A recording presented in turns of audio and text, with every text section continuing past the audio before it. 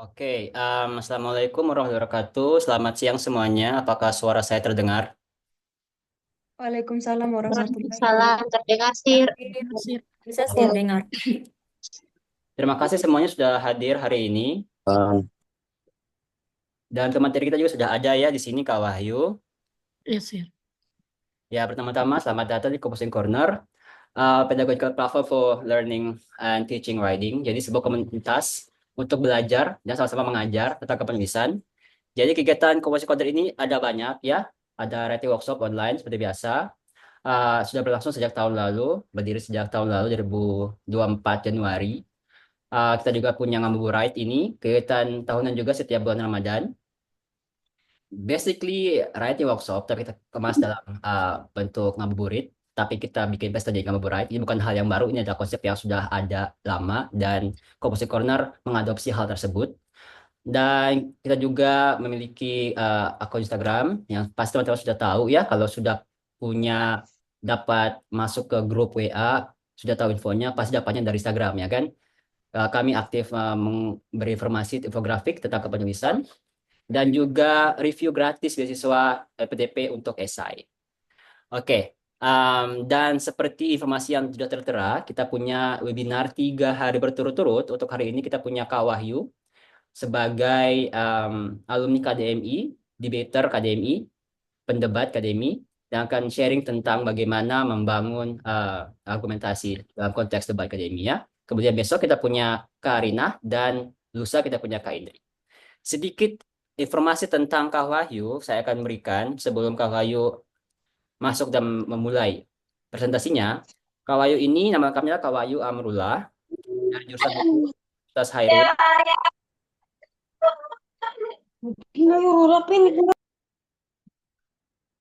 Kemudian KW juga adalah Wakil Ketua Umum dari UKM Debat di Universitas Hairun, di Unhair.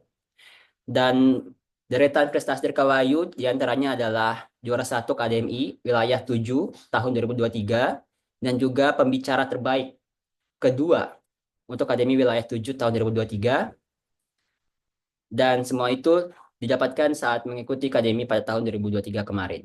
Jadi untuk hari ini semoga teman-teman bisa mendapatkan informasi yang maksimal. Upayanya adalah, harapannya adalah pemerataan informasi dan juga membangun motivasi untuk bisa menjadi lebih baik lagi. Oke, waktu dan tempat saya persilakan ke Kak Wahyu ya. Time and screen is yours. Harus ini. Halo, cek-cek apakah suara saya terdengar?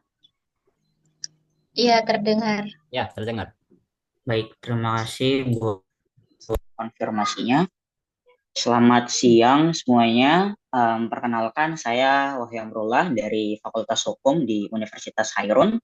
Ya, seperti yang sudah dikenalkan sama Kak Dwi sebelumnya, bahwa saya merupakan pendebat atau debater dari KDMI tahun 2023 yang mewakili Unhair dengan partner saya, Kafira, yang saat ini sedang koas. Ya, saya izin untuk menampilkan atau membagikan layar terlebih dahulu.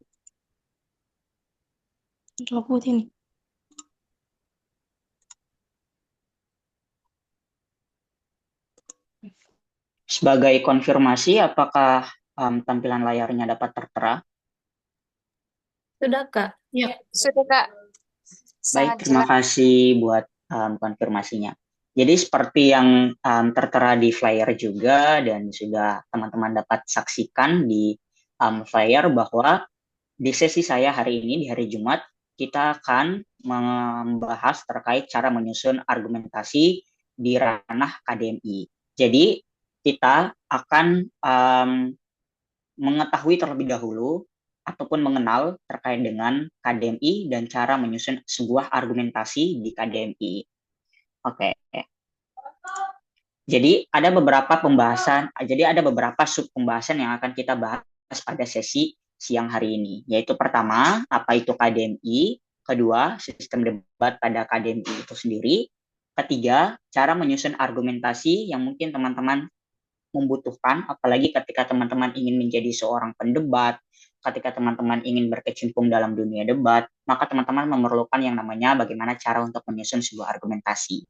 Terakhir, sub yang terakhir adalah kita akan membahas terkait bagaimana cara teman-teman membedah mosi dan mengaplikasikan penyusunan argumentasi. Jadi dalam menyusun argumentasi itu ada namanya struktur argumentasi. Ada mulai dari misalnya status quo dan lain sebagainya. Nah, nanti kita akan mempraktekkan atau mengaplikasikan bagaimana cara teman-teman bisa menggunakan dan menyusun argumentasi sesuai dengan strukturnya, kayak gitu. Oke, yang pertama terlebih dahulu, apa itu KDMI? KDMI atau kepanjangannya adalah Kompetisi Debat Mahasiswa Indonesia, merupakan ajang talenta debat berbahasa Indonesia yang prestisius dan mempertemukan 112 perguruan tinggi se-Indonesia.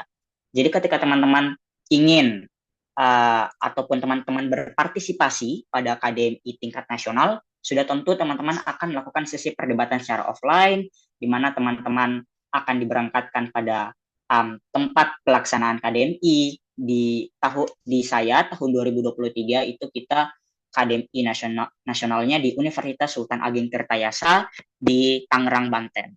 Dan tahun 2024 saya juga ikut KDMI di Universitas Ciputra Surabaya. Jadi kita bertemu sebanyak 112 perguruan tinggi se-Indonesia yang lolos pada KDMI tingkat nasional. KDMI juga merupakan ajang debat yang sangat dinanti-nanti oleh seluruh pendebat mahasiswa-mahasiswi untuk menunjukkan pengasahan olah pikir kritis dan pengembangan public speaking. Jadi di KDMI ini bukan hanya teman-teman diajarkan bagaimana tata cara berdebat yang baik dan benar, tapi di KDMI ini ketika teman-teman berkecimpung pada dunia debat, akan ada nilai plus ataupun akan ada benefit yang teman-teman raih, yaitu teman-teman bisa buat meningkatkan pengasahan terkait pola pikir kritis, dan teman-teman juga bisa meningkatkan dan mengembangkan bagaimana tata cara teman-teman untuk bisa berpublic speaking dengan baik dan benar. Oke, yang sub pembahasan yang kedua, yaitu sistem debat pada KDMI. Jadi KDMI atau Kompetisi Debat Mahasiswa Indonesia ini kita menggunakan sistem parlemen Inggris, atau kalau di bahasa Inggrisnya kita mengenal dengan British Parliamentary System. Jadi dalam sistem parlemen Inggris ini yang digunakan pada KDMI itu akan mempertemukan empat tim dalam satu ruang debat untuk melakukan sesi perdebatan. Jadi empat tim itu disebut dengan tim pemerintah pembuka, tim oposisi pembuka, tim pemerintah penutup, dan tim oposisi penutup. Jadi ketika teman-teman mengikuti ataupun melakukan perdebatan dengan menggunakan sistem parlemen Inggris ini, baik di KDMI dan NUDC, yaitu ranah bahasa Inggrisnya, teman-teman akan berdebat dan mempertemukan empat tim dalam satu ruangan. Nah, jadi di tim pemerintah pembuka, oposisi pembuka, pemerintah penutup, dan oposisi penutup ini bukan berarti ketika teman-teman berada di tim pemerintah pembuka, bukan berarti teman-teman bersekongkol ataupun teman-teman berpartner ataupun teman-teman berkooperatif dan bekerja sama dengan tim pemerintah penutup. Tidak. Jadi teman-teman, ketika teman-teman berada di posisi keempat ini, tentu teman-teman itu saling berlawanan.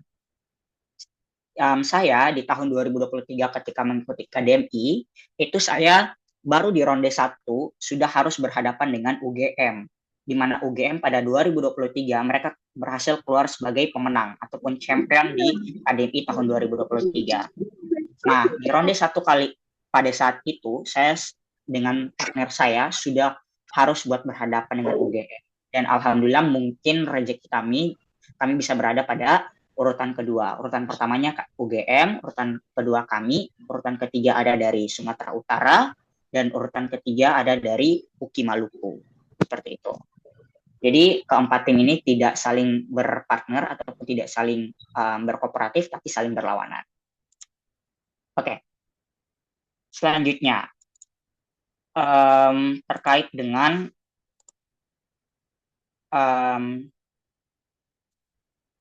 dengan sistem pada KDMI. Jadi teman-teman bisa buat melihat bagaimana teman-teman bisa melihat terkait bagaimana mekanisasi ataupun aturan dari KDMI ini sendiri ataupun sistem parlemen Inggris lah Jadi di sini teman-teman dapat melihat bagaimana gambaran yang ada, bahwa di sini ini adalah tampilan gambar bagaimana posisi duduk ataupun posisi penempatan ketika teman-teman akan melakukan perdebatan dengan menggunakan sistem parlemen Inggris.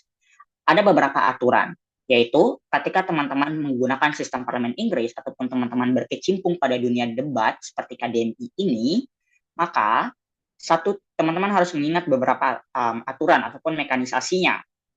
Satu tim itu terdiri atas 2 pendebat. Jadi ketika saya kemarin ikut KDMI, itu saya berpartner dengan Kafira yang saat ini sedang koas.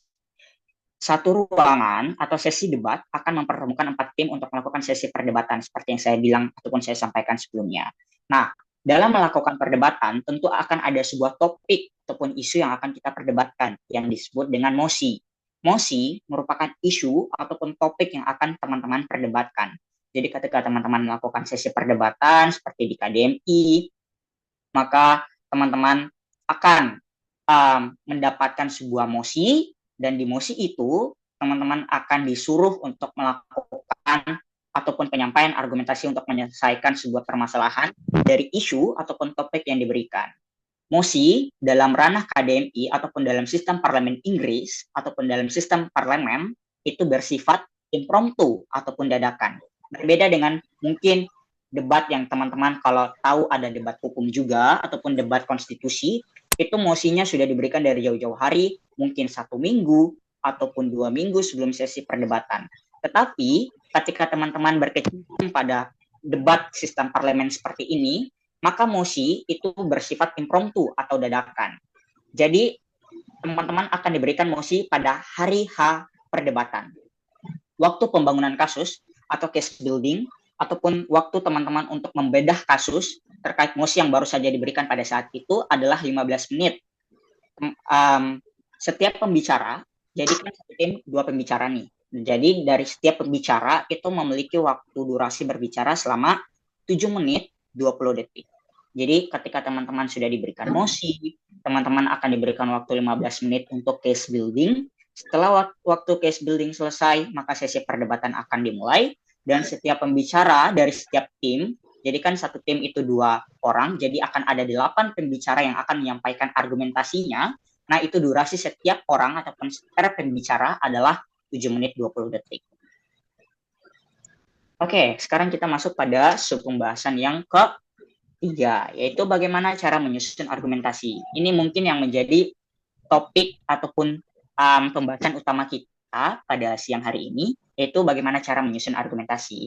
Ketika saya mengikuti KDMI, tentu saja kita memiliki yang namanya persiapan yang cukup panjang, yang cukup lama juga. Kita berlatih dengan pelatih yang berasal dari Undip, Universitas Diponegoro. Kita berlatih dengan dia untuk melakukan persiapan KDMI pada tahun 2023. Nah, dalam pelatihan kali itu kita diajarkan bagaimana cara menyusun argumentasi yang baik dan juga benar. Ada beberapa caranya, yaitu pertama, struktur yang pertama adalah status quo, kedua karakterisasi, ketiga respon ataupun sanggahan, keempat adalah argumentasi.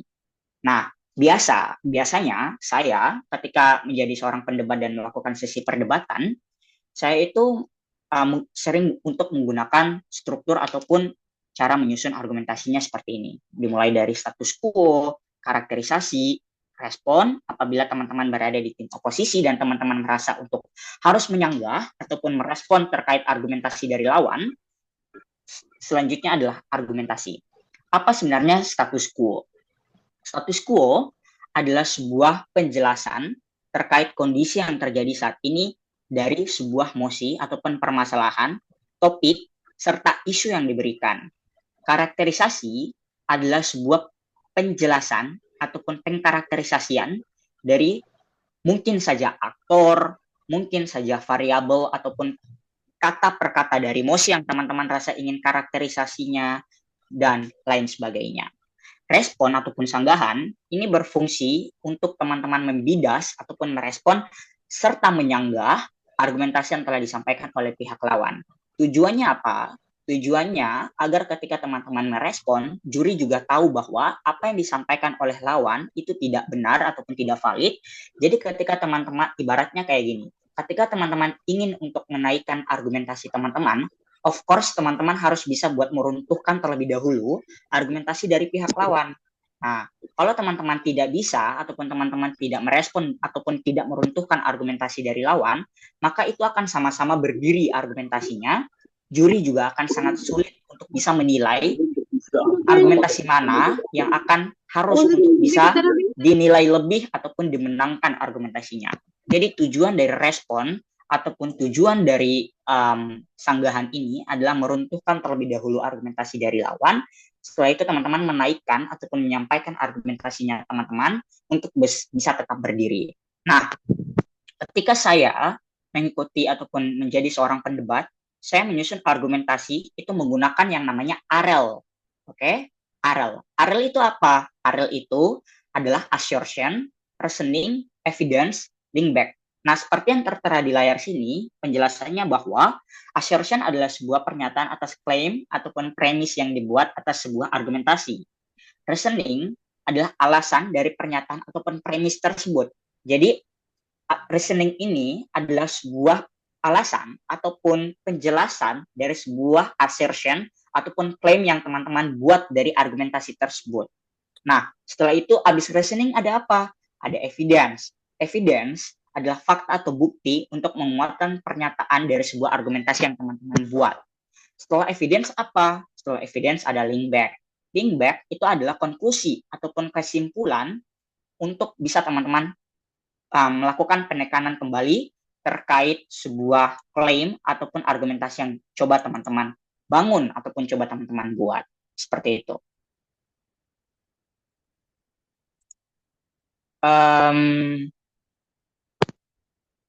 Selanjutnya,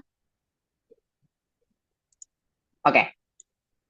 Dalam KDNI, dalam sistem debat Parlemen Inggris, saya biasanya itu menggunakan 2 argumentasi yang akan saya jelaskan.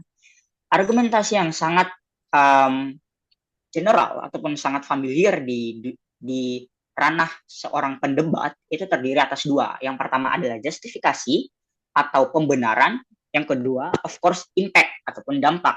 Biasanya pendebat akan menjelaskan ataupun membuktikan kenapa justifikasi atau pembenaran yang dibawakan oleh dia itu lebih dapat dibeli sebagai suatu argumentasi yang mahal, serta seorang pendebat juga akan membuktikan mengapa impact ataupun dampak yang dihasilkan justru memberikan benefit yang besar daripada harm ataupun impact negatifnya. Seperti itu. Jadi ketika menjadi seorang pendebat, kemarin saya juga menjadi seorang pendebat, dan mengikuti KDNI, saya menggunakan 2 argumentasi ini, yaitu justifikasi untuk membuktikan terkait dengan pembenarannya akan seperti apa, dan yang kedua, saya akan jelasin terkait impact yang akan dihasilkan ataupun impact yang akan timbul itu benefitnya kayak gimana, dan kenapa benefitnya hanya akan ada di sisi kita, sedangkan di sisi tim lawan itu tidak akan terjadi, dan justru di sisi mereka itu mendatangkan impact yang negatif.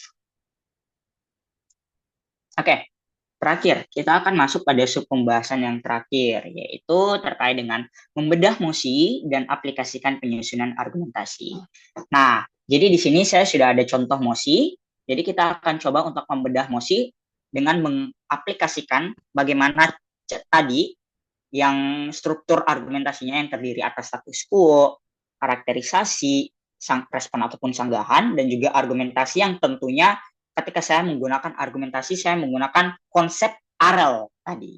Nah, jadi di sini kita akan coba untuk mencontohkan ataupun langsung mengaplikasikan bagaimana penyusunan argumentasi dengan mosi Dewan ini menyesali implikasi influencer dalam mensosialisasikan kebijakan pemerintah kepada publik. Nah, ketika teman-teman berbicara terkait dengan mosi yang ketika teman-teman berbicara terkait dengan mosi yang berbunyi Dewan ini menyesali seperti ini, ketika teman-teman berbicara bahwa dengan Dewan ini menyesali, maka yang harus teman-teman ingat dan harus teman-teman pahami bahwa ketika kita sudah menyesali, itu artinya harm ataupun impact negatifnya itu lebih besar daripada benefit. Jadi di sini teman-teman harus bisa buat menerawang ataupun memperkirakan bahwa oh ketika kita menyesali, artinya impact negatifnya itu lebih besar daripada benefit. Nah, kita menyesali impact negatif yang hadir saat ini terkait implikasi. Implikasi itu apa sih?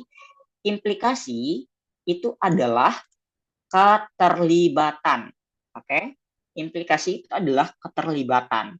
Jadi, ketika teman-teman menyesali keterlibatan influencer dalam mensosialisasikan kebijakan pemerintah kepada publik, teman-teman bisa buat menerka, teman-teman bisa buat meraba-raba, teman-teman bisa buat memikirkan bahwa, oh, influencer ini kok harus sih buat mensosialisasikan kebijakan kepada publik, bukannya influencer ini cuman buat endorse aja ya, bukannya influencer ini cuman untuk ngiklanin produk aja ya, buat kayak apa ya, nge-influence orang buat bisa beli produk yang mereka endorse misalnya dan lain sebagainya. Kok tiba-tiba timbul kayak gini penyesalan terhadap keterlibatan influencer untuk mensosialisasikan kebijakan pemerintah kepada publik? Kenapa? Apa masalahnya? Kenapa kalian itu menyesali? Nah, kita akan bahas.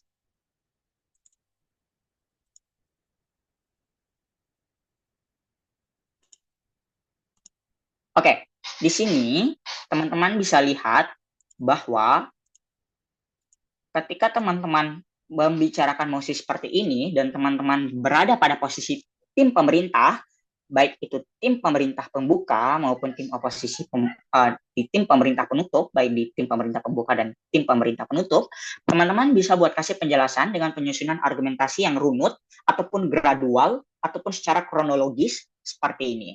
Pertama adalah status quo. Tulisan yang saya bold itu adalah tulisan yang dimana menjadi perhatian lebih. Oke. Status quo. Banyak influencer yang dipakai dan dibayar, banyak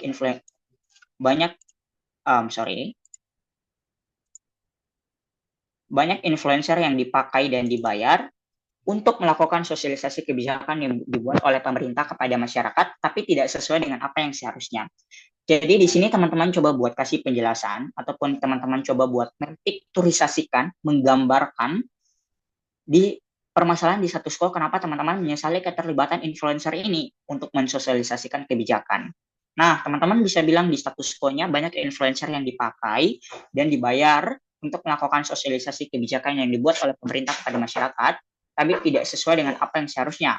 Karena misalnya mungkin influencer basisnya untuk mempromosikan atau mengiklankan sesuatu, bukan untuk mensosialisasikan kebijakan pemerintah. Tapi saat ini pemerintah justru menggunakan fungsi ataupun role maupun peran dari influencer ini untuk mensosialisasikan kebijakan. Sebenarnya ini bukan hal yang salah, tapi justru membawa impact yang negatif. Jadi kalian menyesali akan hal tersebut. Kenapa kalian menyesali akan hal tersebut? Akan ada beberapa karakterisasi mungkin yang bisa teman-teman jelasin. Karakterisasi yang pertama adalah influencer memiliki karakterisasi untuk berbasis pada satu, profit. Kenapa pada akhirnya influencer itu berbasis pada profit? Karena sudah tentu ketika influencer itu bekerja dan melakukan sebuah pengiklanan di media sosial mereka, tujuan utama mereka adalah apa? Selain untuk menginfluence orang untuk bisa membeli produk tersebut, adalah mereka buat nyari cuan, mereka nyari duit. Artinya, basis ketika mereka membuat sebuah konten, itu bukan berbasis pada ketulusan hati, tapi adalah untuk mencari profit. Jadi kenapa kalian pada akhirnya menyesali implikasinya influencer ini, karena adalah sebenarnya kan kebijakan pemerintah fungsinya agar bisa didengar oleh publik. Gitu. Fungsi dari mensosialisasikan kebijakan pemerintah adalah untuk didengar oleh publik. Nah, ketika pada akhirnya influencer ini bekerja hanya untuk basisnya nyari profit saja, ini tidak akan membuat sosialisasi kebijakan itu berjalan dengan baik karena orientasinya hanya pada profit. Nah, jadi ketika pada akhirnya dia mempromosikan ataupun mensosialisasikan kebijakan, itu tidak akan bisa buat sampai pada inti dari kebijakan yang akan dibuat oleh pemerintah, karena dia akan merasa bahwa, oh, yang penting aku sudah membuat sosialisasi ini, yang penting aku sudah membuat sebuah story misalnya, ataupun sudah membuat sebuah konten misalnya untuk tertampil di media sosial aku, at least it's enough, dan aku sudah mendapatkan profit yang dibayarkan oleh pemerintah kepada aku. Dia tidak peduli apakah sosialisasi kebijakan ini akan terstrukturkah ataukah terpanah langsung ataupun terkonek langsung ke masyarakatkah, masyarakat bisa ngerti ataupun tidak, itu dia tidak akan peduli. Karena yang terpenting bagi dia adalah dia bisa dapat profit, dia sudah buat konten, it's clear, it's enough. Itu yang ngebuat pada akhirnya kalian menyesali implikasi influencer. Kalian bisa, ataupun teman-teman bisa untuk mengkarakterisasikan bentuk ataupun model ataupun karakterisasi dari influencer di Mosi seperti ini adalah dia berbasis pada profit. Nah, yang kedua, bagaimana karakterisasi influencer yang kedua itu dia berbasis pada sosialisasi yang bersifat tentatif. Tentatif itu apa? Tentatif adalah sementara. Jadi sosialisasinya itu hanya akan berdurasi ataupun sifatnya sementara saja, bergantung pada rentang waktu. Maksud dari bergantung pada rentang waktu ini seperti apa? Jadi ketika kita membuat sebuah ketika kita membuat sebuah konten itu tentunya akan maksimal hanya akan 1 hari ataupun yaitu 1 kali 24 jam, yaitu 24 jam saja. Jadi ketika pada akhirnya influencer ini mensosialisasikan kebijakannya melalui story IG misalnya, maka ya pada akhirnya exactly konten yang akan dibuat itu hanya akan berdurasi selama 24 jam saja. Setelah itu apa? Setelah itu akan hilang. Mungkin saja masyarakat yang lain juga nggak akan tahu bahwa, oh, pemerintah tuh akan membuat kebijakan A, akan membuat kebijakan B. Bagaimana kita mau tahu kalau pada akhirnya sosialisasinya hanya akan berlangsung selama 24 jam melalui story IG misalnya. Kayak gitu. Itu juga penjelasannya nggak terlalu rinci, penjelasannya nggak terlalu runut, dan lain sebagainya. Ketiga, konten dan story pada media sosial akan berdurasi. Bayaran juga akan mahal disesuaikan dengan durasi. Nah, influencer itu mereka punya yang namanya kredibilitas dan mereka yang punya namanya branding kayak gitu. Nah, ketika pada akhirnya pemerintah ingin menyewa ataupun menggunakan jasa mereka, tentu pemerintah harus yang namanya bayar. Nah, ketika pemerintah bayar, itu harus disesuaikan dengan tarif yang sudah dipatok ataupun disesuaikan oleh si influencer ini. Contoh, ketika kita ingin untuk menggunakan jasa dari si Prilly misalnya, Prilly atau Konsina. Nah, di mana pemerintah komunikasikan bla bla bla bla, sudah tahu fee-nya bahwa oh, ketika kita ingin sosialisasikan kebijakan ini dengan tertampil di media sosialnya Prilly selama 24 jam, tarifnya misal 50 juta. Nah, itu pemerintah harus bisa membayar 50 juta itu untuk bisa pada akhirnya kebijakan bisa untuk mensosialisasikan kebijakan yang mereka mau buat kepada publik via ataupun melalui media sosialnya Prilly seperti itu. Nah, kenapa pada akhirnya ini sangat tidak apple to apple ataupun sangat tidak adil pada akhirnya? Karena konten dan story pada media sosialnya itu akan berdurasi. Tentu ini sangat disayangkan. Karena pada akhirnya pemerintah sudah bayar mahal-mahal, mungkin kayak dengan tarif 50 juta yang sudah dipatok ataupun sudah dikategorikan, tapi pada akhirnya durasi kontennya hanya 24 jam, itu sangat tidak make sense dan nggak apple to apple. Karakterisasi terakhir dari bentuk influencer ini, kenapa pada akhirnya teman-teman masih teguh untuk menyesalinya, adalah tidak terlalu paham, itu influencer, itu tidak terlalu paham dengan kebijakan. Karena mereka hanya mensosialisasikan tanpa melihat urgensi dari kebijakan tersebut. Jadi kayak mereka tuh bodo amat, at least gue udah buat sosialisasinya nih, gue udah buat kontennya untuk at least ditampilin ke medsos gue dan orang-orang bisa lihat juga tanpa harus kasih penjelasan, tanpa harus bisa paham dulu apa sih urgensi dari kebijakan ini, apa tujuannya, manfaatnya seperti apa, penerapannya akan kayak gimana, dan lain sebagainya. Mereka nggak akan mau buat paham, mereka akan bersifat apatis, at least gue udah dibayar, gue udah bisa buat kontennya, ya udah clear kayak gitu. Nah, itu yang dari 4 karakterisasi seperti ini yang ngebuat pada akhirnya teman-teman ketika berdebat dengan mosi Dewan ini menyesali implikasi influencer dalam mensosialisasikan kebijakan pemerintah kepada publik, mungkin teman-teman bisa buat mengkarakterisasi bentuk dari influencer seperti ini.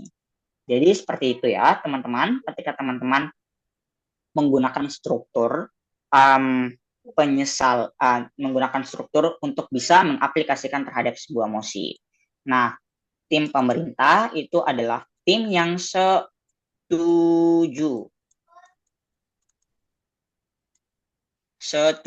Oke, teman-teman. Jadi tim pemerintah adalah tim yang setuju terhadap mosi. Jadi ketika teman-teman setuju ataupun teman-teman agree terhadap mosi, of course teman-teman harus buat menyesali implikasi influencer ini sendiri.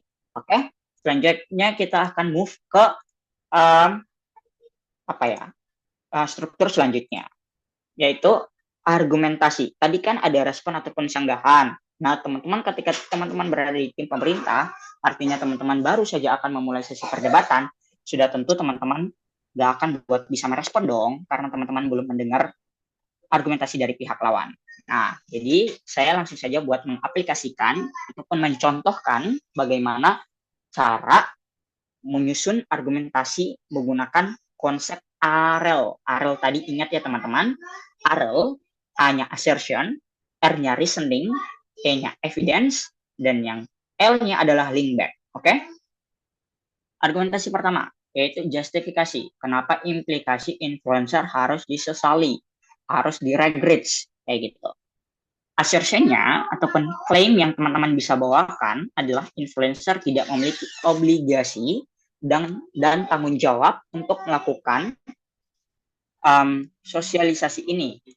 Ini akan menyebabkan pemerintah, ini akan menyebabkan lepas tanggung jawab dari pemerintah. Nah, ketika teman-teman sudah mengklaim premis ataupun pernyataan seperti ini, atas argumentasi yang teman-teman buat, maka teman-teman harus bisa buat kasih yang namanya reasoning ataupun alasan. Alasan kenapa teman-teman menjelaskan bahwa implikasi dari influencer ini harus disesalkan adalah satu, influencer tidak memiliki kapabilitas. Seperti yang tadi teman-teman sudah coba buat mengkarakterisasi bahwa influencer itu tidak paham, maka sudah tentu influencer itu tidak punya kapabilitas karena dia tidak paham. Tidak paham. Oke, dia tidak paham atas kebijakan yang akan dibuat karena dia itu berpikir dan punya karakterisasi dan mindset bahwa ketika saya sudah melakukan sebuah konten dan sudah dibayar, it's clear, it's enough, kayak gitu. Ini juga akan penjelasan yang kedua, ini juga akan ngebuat peran dari pemerintah itu sia-sia. Peran dari pemerintah itu akan sia-sia. Kenapa sia-sia? Karena ini akan ngebuat pemerintah itu lepas tanggung jawab dan ngelempar burden, karena kan sosialisasi ini nih harus buat dilakukan oleh pemerintah karena pemerintah punya anggarannya, pemerintah punya mekanisasinya, dan ini juga sudah menjadi tanggung jawab ataupun ini sudah menjadi beban ataupun burden dari pemerintah untuk melakukan itu semua. Ketika pemerintah melimpahkan ataupun menyewa influencer ini, maka sudah tentu peran pemerintah itu sia-sia dan pemerintah itu terlihat untuk melepas tanggung jawabnya dia, padahal ini merupakan tanggung jawabnya dia untuk mensosialisasikan kebijakan kepada masyarakat. Oke, ketiga, proses melakukan sosialisasi tidak efektif. Misal, mungkin saja influencer ini sibuk karena jadwalnya yang begitu padat, karena bukan hanya satu atau dua karena bukan hanya sosialisasi aja yang harus dia karena bukan hanya kebijakan pemerintah saja yang harus dia sosialisasikan, tapi ada beberapa agenda lain, ada schedule-nya dia yang lain, ada harus kontennya dia yang lain untuk berdiri, mungkin endorse produk skincare, harus endorse makanan, dan lain sebagainya. Bahkan, sosialisasinya akan berhenti sesuai dengan durasi atau jangka waktu dari kontrak yang dibayarkan kepada influencer tersebut. Contoh, ketika dari perjanjian ataupun kontrak itu, pemerintah dan influencer ini hanya akan melakukan sosialisasinya ataupun hanya akan menampilkan sosialisasi kebijakan ini di kontennya, di media sosialnya, hanya berdurasi 24 jam ataupun 1 hari. Maka bagaimana pada akhirnya masyarakat bisa tahu secara menyeluruh ketika pada akhirnya itu hanya akan berdurasi 1 hari ataupun 24 jam. Oke. Yang keempat adalah bentuk engagement ataupun keterikatan serta responsivitas akan sangat sulit buat terlaksana. Kenapa? Karena ruang diskursus antara masyarakat dan influencer tidak akan terjadi dan sangat lambat juga. Kalaupun terjadi, itu akan sangat lambat. Kenapa pada akhirnya itu akan sangat lambat ataupun sangat sulit buat bisa terlaksana? Balik lagi ke poin ketiga, influencer itu sibuk untuk bisa mengurus bagaimana metode, bagaimana materi konten video ataupun endorse dia yang lain. Nah, dia juga sibuk dengan schedule-nya dia yang lain. Bagaimana bentuk engagement-nya yang ada akan bisa terlaksana. Karena pada akhirnya ketika dia sudah melakukan sosialisasi, maka akan adanya berbagai macam spekulasi, akan adanya berbagai macam questioning, berbagai macam pertanyaan yang akan timbul ketika pada akhirnya dia ini mensosialisasikan kebijakan. Akan timbul berbagai macam pertanyaan dari seluruh lapisan masyarakat. Kebijakan ini gunanya gimana? Ini akan dilaksanakan kapan? Kebijakan ini tujuannya apa? Manfaatnya akan seperti apa? Kerugian yang akan ditimbulkan kayak gimana? Bla bla bla bla bla yang mungkin bisa diarahkan dan berorientasi dengan kebijakan itu ketika akan diterapkan. Nah, bagaimana influencer ini bisa akan menjawab? Akan sangat sulit sekali untuk bisa terjadinya penjawaban ataupun pemberian jawaban dari influencer, sehingga ruang diskursus ataupun diskusi itu akan sangat sulit buat bisa tercapai ataupun sangat sulit buat bisa terjadi. Karena pada akhirnya balik lagi, influencer itu akan sulit buat bisa memposisikan dirinya dia untuk bisa menjawab.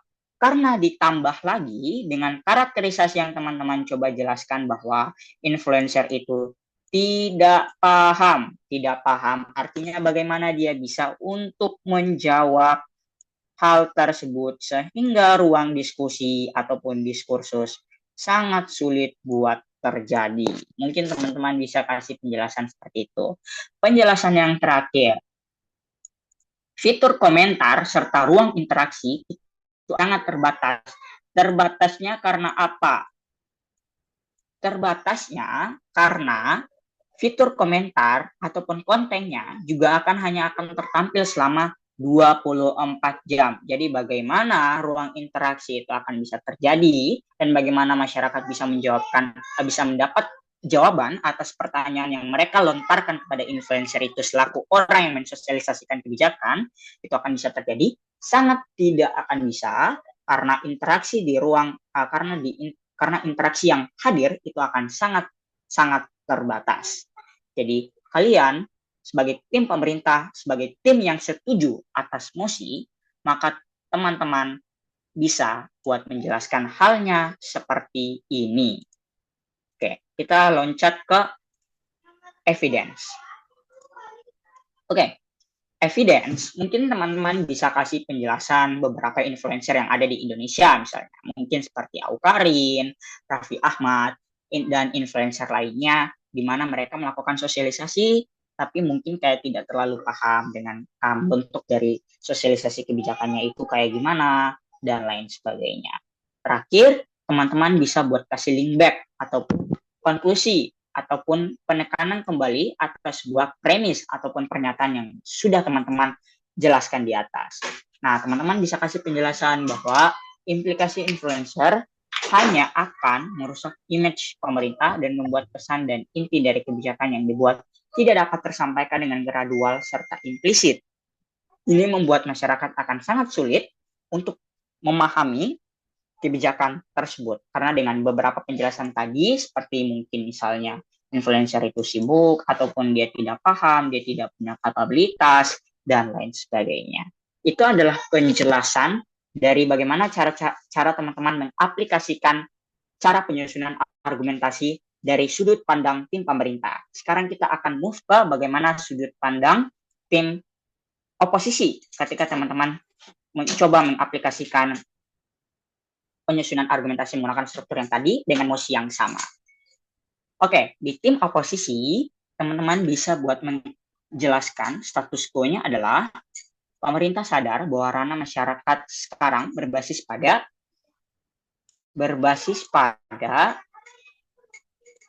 media sosial. Sehingga ini menjadi perhatian yang penting bagi untuk pemerintah harus berkecimpung dalam memanfaatkan role dari ataupun peran dari influencer. Jadi ketika pada akhirnya teman-teman berada di tim oposisi dan mendapatkan mosi seperti ini, teman-teman bisa challenge kembali ataupun teman-teman bisa menjelaskan kembali bentuk dari status quo teman-teman yang berada di tim oposisi itu akan seperti apa. Teman-teman bisa kasih penjelasan seperti ini. Pemerintah sadar bahwa ranah masyarakat sekarang berbasis media sosial.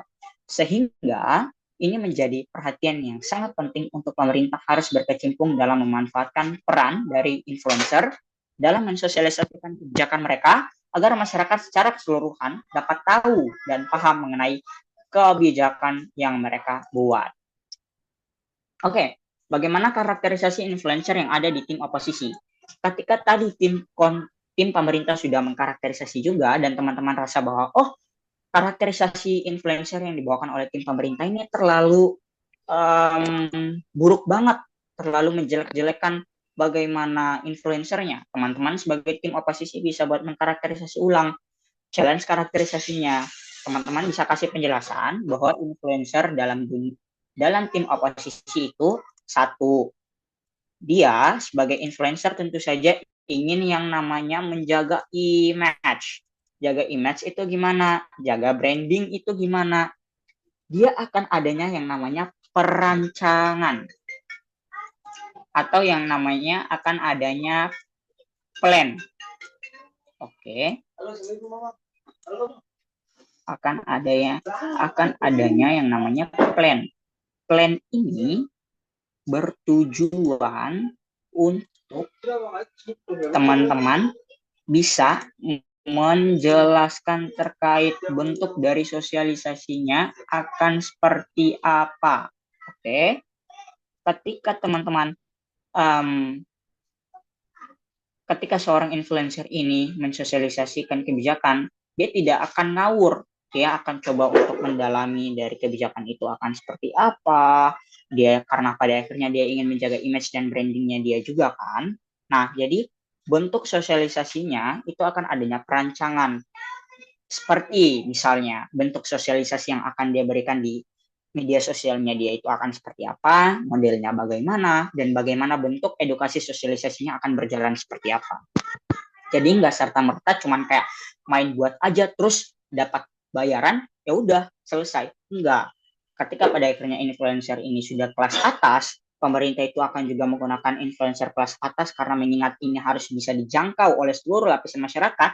Exactly, pemerintah akan menyewa ataupun menggunakan jasa influencer ini yang followersnya udah mungkin jutaan dan lain sebagainya. Nah, ketika pada akhirnya influencer ini sudah punya followers yang jutaan, artinya ketika pada akhirnya dia membuat sebuah konten, itu artinya harus berbasis pada bagaimana perancangan sebuah konten itu akan ditampilkan seperti apa. Untuk bisa apa? Untuk bisa yang namanya jaga image dan naikin branding gitu. Jadi pada akhirnya konten yang akan dia buat terkait sosialisasi akan adanya perancangan dan pemikiran serta adanya pendalaman sebuah materi dulu dari kebijakan itu, baru dia buat konten.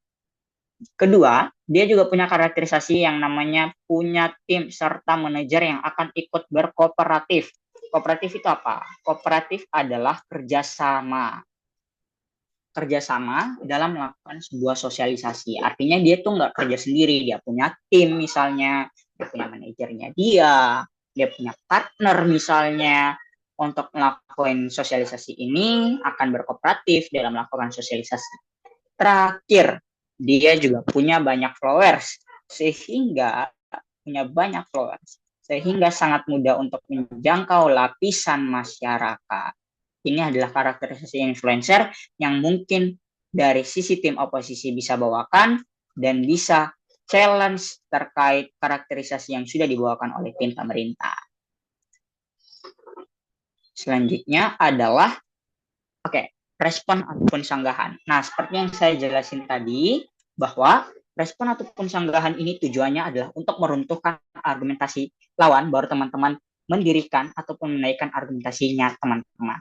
Nah, respon ini akan hadir ketika teman-teman berada di tim oposisi. Oke, responnya. Mungkin ketika tim pemerintah menyampaikan bahwa ruang diskursus ini ataupun diskusi tidak akan terjadi, teman-teman sebagai tim oposisi bisa merespon bahwa ruang diskusi bisa hadir karena influencer itu responsif, sebab mereka menjaga image, atau mereka jaga image seperti yang saya bilang di awal, mereka jaim, dan grafik eksistensi mereka, jadi mereka akan sangat mau untuk merespon dengan baik serta seksama atas setiap pertanyaan dari masyarakat.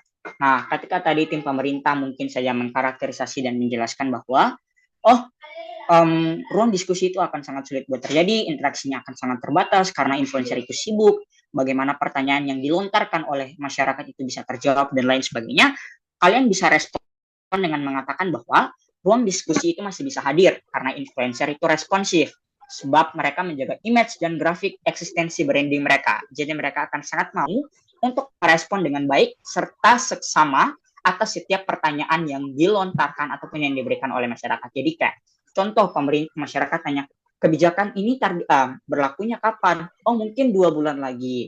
Itu yang akan dijawab oleh influencer. Targetnya siapa? Seluruh masyarakat. Kayak gitu. Ini berlakunya sampai kapan? Sampai ada revisi kebijakan yang baru. Mungkin seperti itu. Jadi ketika pada akhirnya tim pemerintah mengkhawatirkan bahwa ruang diskursus itu tidak akan terjadi, teman-teman bisa merespon dengan seperti ini. Bahkan teman-teman bisa menambahkan dalam melakukan sosialisasi pasti bakalan ada kontrak yang diterima. Nah, jadi nggak kaleng-kaleng gitu. Pemerintah ngebuat sebuah sosialisasi, apalagi tarafnya udah soal pemerintahan, soal kebijakan juga. Nah, exactly bakal adanya yang namanya kontrak ataupun bentuk perjanjian yang harus ditandatangani oleh si influencer dan juga si pemberi jasa, yaitu pemerintah, untuk memberikan tanggung jawabnya agar sosialisasikan kebijakan yang mereka buat kepada publik. Sehingga influencer itu pada akhirnya akan mengikuti dan melakukan setiap arahan dan dari pemerintah sebagai klien mereka, dan permintaan dari klien mereka yaitu pemerintah untuk mempublikasikan dan mensosialisasikan kebijakan tersebut. Jadi si influencer ini nggak mungkin buat neko-neko, nggak mungkin buat konten sembarangan, karena sudah ada yang namanya kontrak dan bentuk perjanjian yang mungkin saja sudah disepakati oleh kedua belah pihak untuk melakukan bentuk sosialisasinya akan berjalan dan berlangsung seperti apa. Kayak gitu.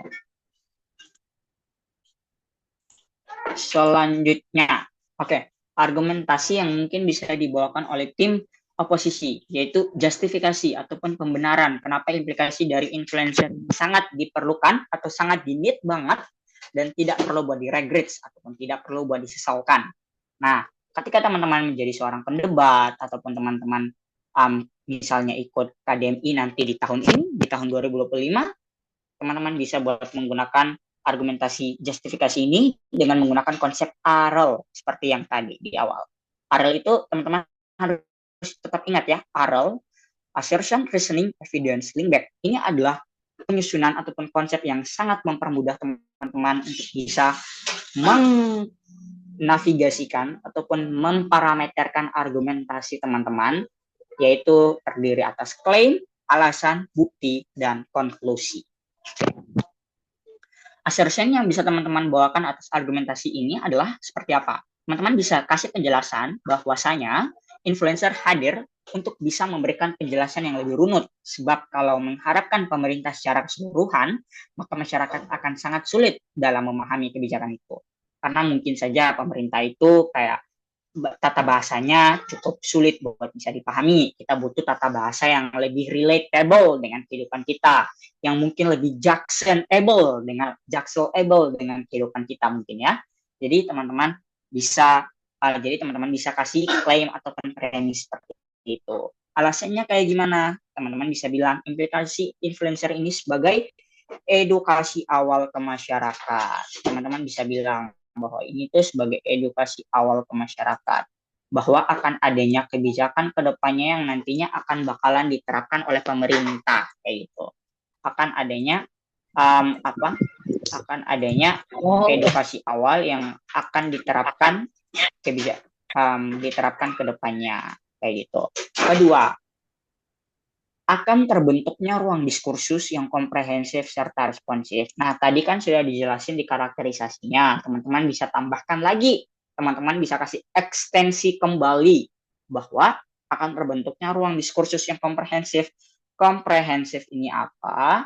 Komprehensif ini mudah dipahami serta mudah buat dimengerti. Kayak gitu.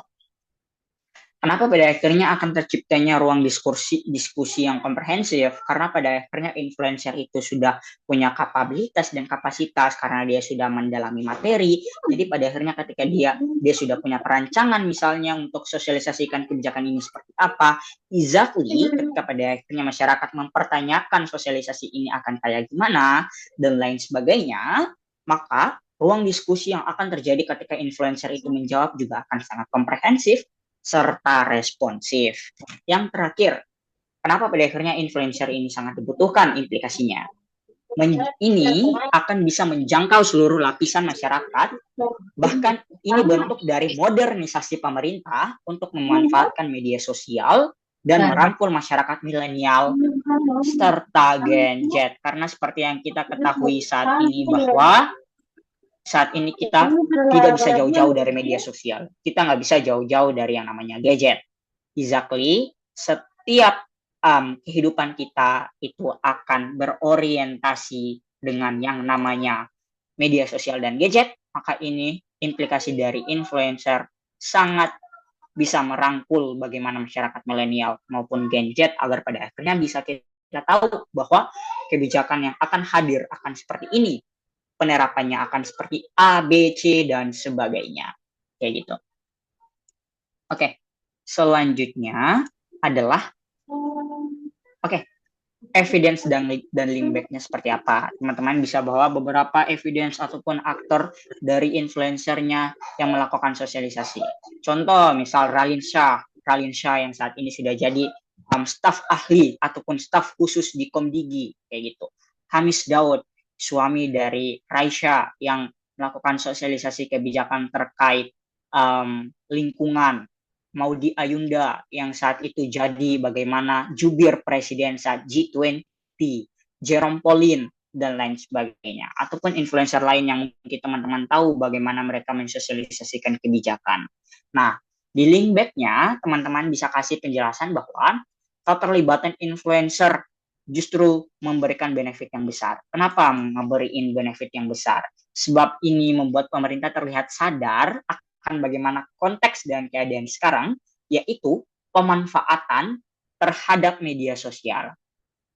Pemanfaatan terhadap media sosial sebagai ranah dalam mensosialisasikan serta mengedukasi.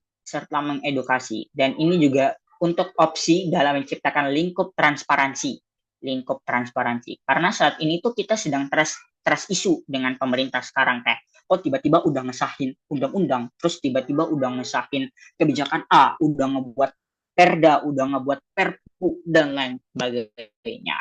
Padahal nggak ada transparansi. Nah, bentuk dari implikasi influencer ini untuk bisa menciptakan yang namanya transparansi atas kebijakan yang diterapkan oleh pemerintah untuk dilakukannya kepada masyarakat. Seperti itu yang mungkin teman-teman bisa jelaskan ketika teman-teman berada di sudut pandang ataupun teman-teman berada di tim bangku oposisi dengan menggunakan konsep AREL dalam menyusun sebuah argumentasi.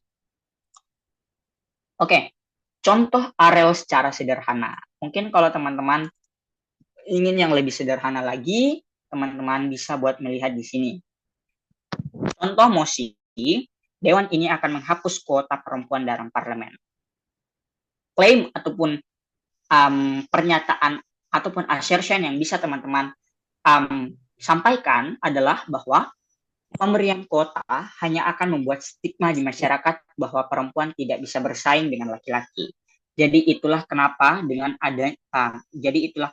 adanya penerapan dan pemberian kuota. Padahal kalaupun perempuan bisa untuk bersaing di kursi parlemen, maka tidak perlu untuk diberikannya kuota. ketika diberikannya kuota, ini justru membuat partisipasi perempuan dilihat harus adanya pemberian kuota yang bersifat khusus. Jadi teman-teman ketika pada akhirnya mendapatkan mosi juga seperti ini, dan teman-teman coba buat mengaplikasikan dengan konsep AREL secara sederhana seperti ini, maka teman-teman bisa kasih penjelasan bahwa contohnya seperti ini, bahwa kalau kita kasih kuota kepada perempuan di kursi parlemen, maka itu akan membuat stigmatisasi bahwa perempuan itu nggak bisa buat bersaing dengan laki-laki. Maka harus diberikan kuota yang bersifat khusus. Mereka nggak bisa bersaing dengan laki-laki. Kayak gitu ya. Namun bagaimana reason yang dibawakan oleh yang bisa teman-teman bawakan? Reasonnya adalah teman-teman bisa bilang bahwa sekarang banyak banget stigmatisasi yang sedang berkembang di masyarakat dan dipercayai bahwasanya perempuan yang lebih rendah dibanding mereka, para laki-laki. Dengan adanya pemberian kuota perempuan khusus, pada akhirnya hanya akan memperkuat paradigma di masyarakat bahwa perempuan memang tidak bisa bersaing dengan laki-laki, sehingga harus diberikan kuota dan kursi khusus kepada perempuan itu sendiri di ranah parlemen.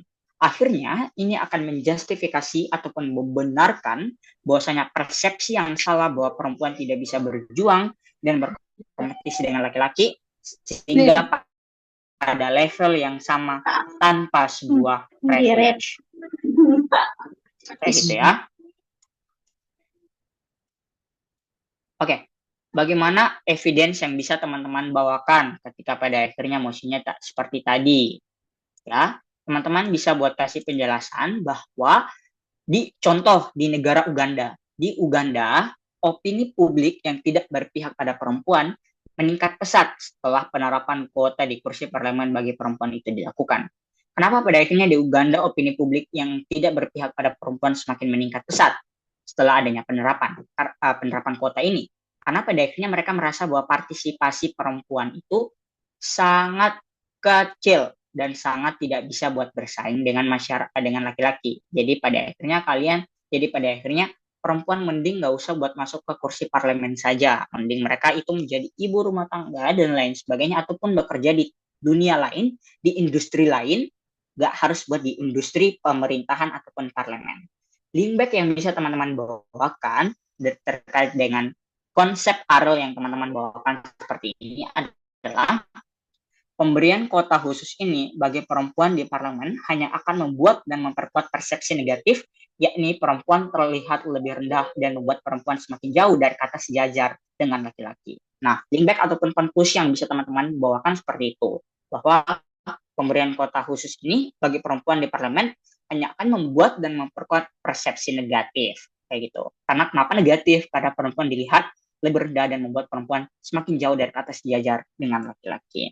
Mungkin itu adalah penjelasan terkait dengan bagaimana teman-teman bisa mengenal KDMI dan mungkin teman-teman bisa buat tahu bagaimana cara menyusun argumentasi karena ada strukturnya dan sudah bisa buat teman-teman mengaplikasikan strukturnya untuk membuat argumentasinya seperti apa dari contoh-contoh yang tadi. Semoga bisa bermanfaat pada teman-teman ketika teman-teman ingin berkecimpung dalam dunia debat dan khususnya teman-teman yang ingin berpartisipasi untuk mengikuti berbagai macam lomba, apalagi pada tahun ini KDMI akan dilaksanakan untuk KDMI tahun 2025. Mungkin dari saya, sekian terima kasih. Saya kembalikan kepada Kak Dwi selaku moderator pada siang hari ini. Ya, terima kasih sekali ya untuk Kak Wahyu atas waktu dan ilmu dan pengalamannya sangat luar biasa, sangat komprehensif, informatif. Saya harap teman-teman peserta webinar kali ini bisa mendapatkan manfaatnya dan dapat diaplikasikan saat nanti mengikuti lomba KDMI. Jadi teman-teman semua ini eligible nih karena kan mahasiswa, ya kan? Mahasiswa dan perlu saya kasih tahu kalau Ngabuburit kali ini komposisi konten tidak sendiri, tapi bekerja sama dengan ETSA Unipas, Department Student Association atau mahasiswa bahasa Inggris dari Unipas Morotai. Di sini juga kita sudah dihadiri oleh Yuyun selaku ketua ETSA Unipas.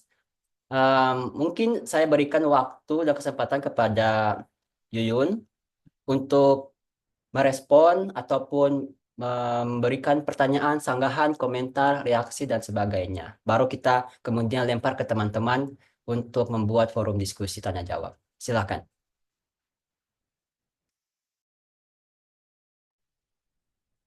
Baik, selamat siang. Assalamualaikum warahmatullahi wabarakatuh.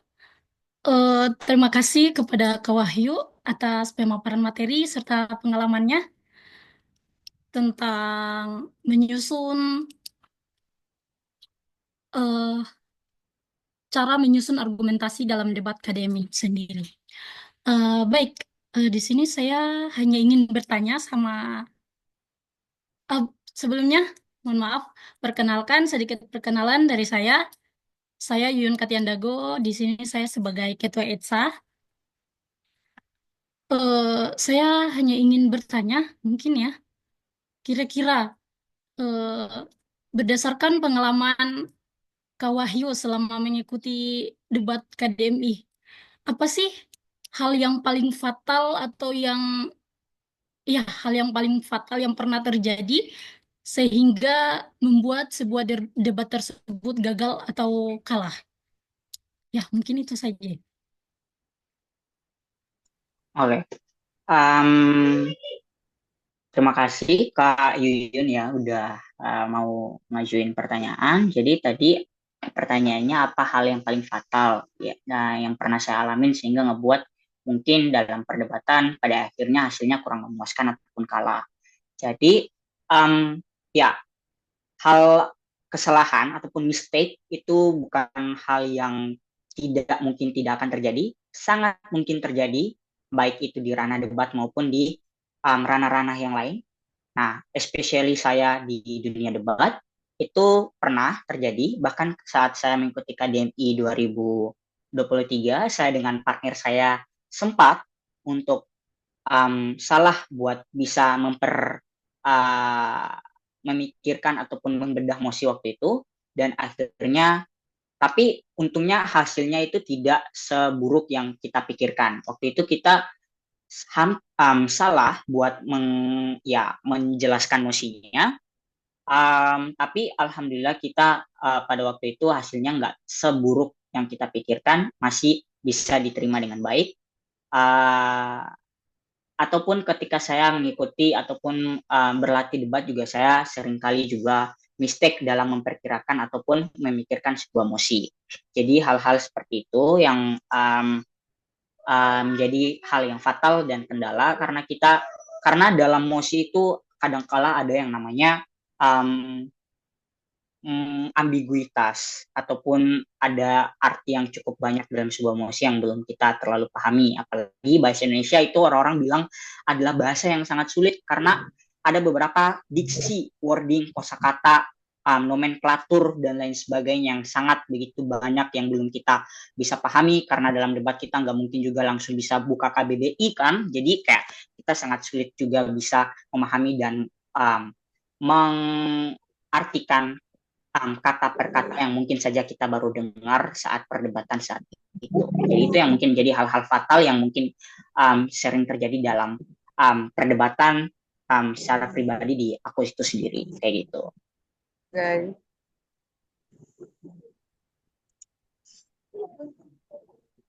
Oke, terima kasih. Kak Yuyun masih ada respon dari jawabannya Kak Wahyu? Cukup jelas, Sir. Oke, terima kasih ya. Selain dari ETSA Unipas, karena kegiatan juga terbuka untuk umum, jadi saya juga mengundang teman-teman semuanya peserta webinar yang juga ikut hadir dan mengikuti sesinya Kak Wahyu untuk mengajukan pertanyaannya. Menurut saya sangat sangat lengkap sekali ya, dan sangat beruntung buat teman-teman untuk bisa hadir hari ini dan mendengarkan langsung pemaparan materinya dari Kak Wahyu yang juga alumni 2023 ya, dan juga salah satu guest speaker juga. Jadi em, silahkan ya teman-teman manfaatkan sesi ini, manfaatkan waktu ini buat menggali, mencuri ilmu ya, mencuri ilmunya Kak Wahyu nih yang sudah repot-repot bersedia saya culik hari ini masuk ke dalam Zoom webinar kali ini.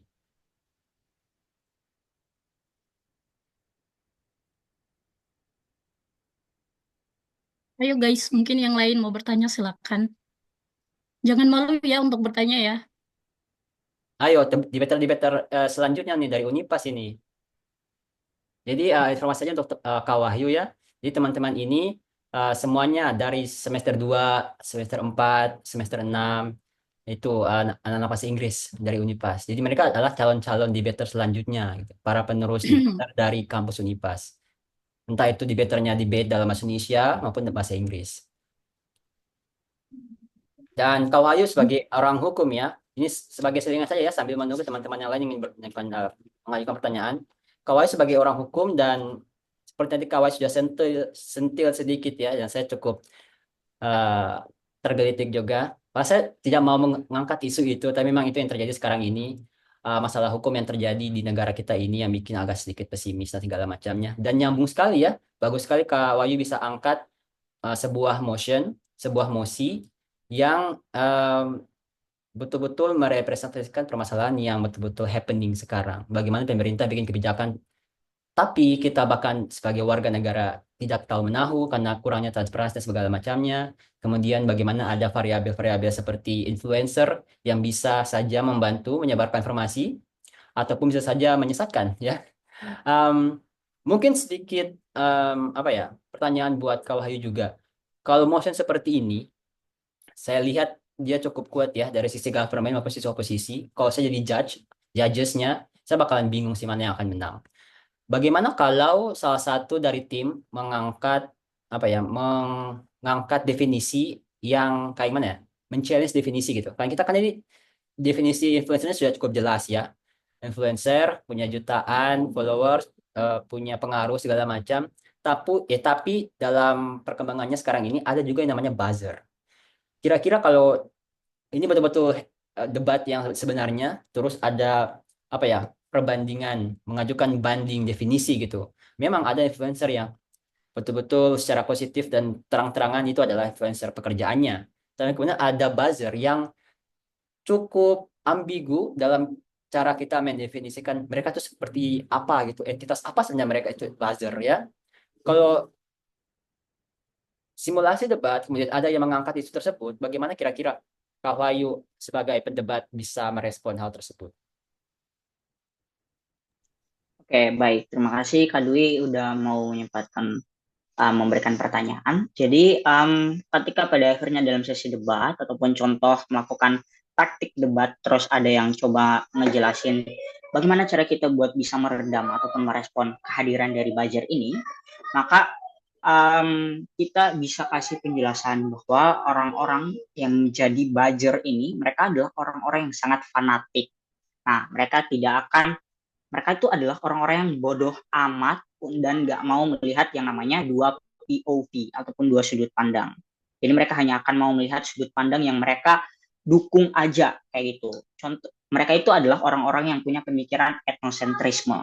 Mereka hanya akan mengagungkan ataupun mengglorifikasikan yang mereka sudut pandangkan saja tanpa melihat sudut pandang dari si pemerintah yang lain ataupun orang yang lain. Nah, biasanya kalau saya mendapatkan hal-hal seperti ini terus mereka ngangkat buzzer, saya responnya adalah bilang bahwa buzzer itu sama sekali tidak ada kesinambungan dengan mosi kita pada kali ini karena kita akan memperdebatkan terkait dengan influencer.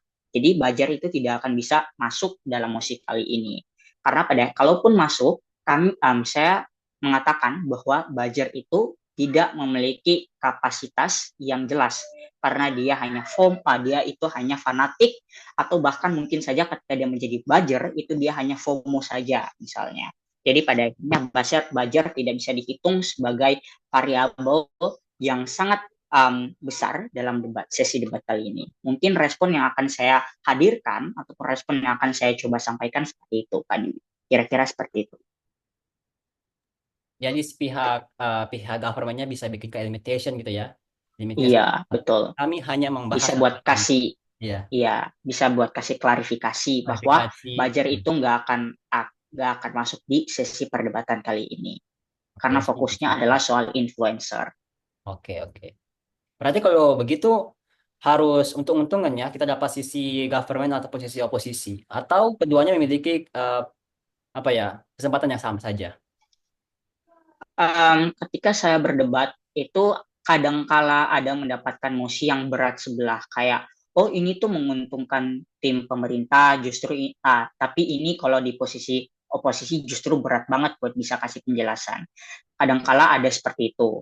Tapi kalau mosi yang coba saya um, contohkan tadi, itu pemerintah dan oposisi memiliki peluang yang sama 50-50 untuk bisa membuktikan kepada judges mana yang harus buat bisa dibeli, argumentasinya lebih mahal pada akhirnya kayak gitu. Tapi kadangkala ada juga mosi yang sangat memberatkan tim pemerintah, menguntungkan tim oposisi, ada juga sebaliknya menguntungkan tim oposisi dan memberatkan tim pemerintah seperti itu. Oke, iya. Terima kasih sekali penjelasannya. Jadi, kadangkala memang ada motion yang berat sebelah, tapi jam kemungkinan kita bisa saja ya, walaupun dia kayaknya agak lebih condong ke memenangkan si pro, si government, tapi bukan berarti oposisi tidak bisa angkat juga ya, dan bisa memenangkan juga. Jadi ya, semua punya kesempatan berarti ya kesimpulannya dalam dunia perjabatan. Iya, Sangat seru betul sekali. semua. Oke, sekarang saya kembalikan lagi ke teman-teman peserta webinar kali ini. Apakah ada yang ingin mengajukan pertanyaan?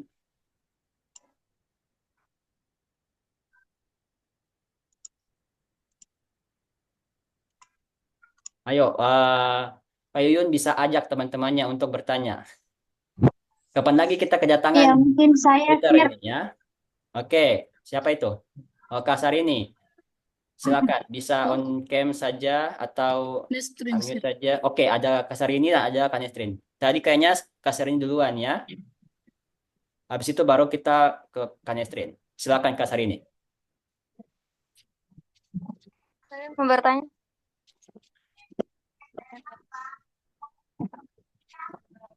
Perdebatan. Pengalaman Kak Wahyu itu seperti kayak macam di dalam di debat itu, di lomba debat itu biasanya apa yang paling dominan dibahas begitu dalam lomba debat?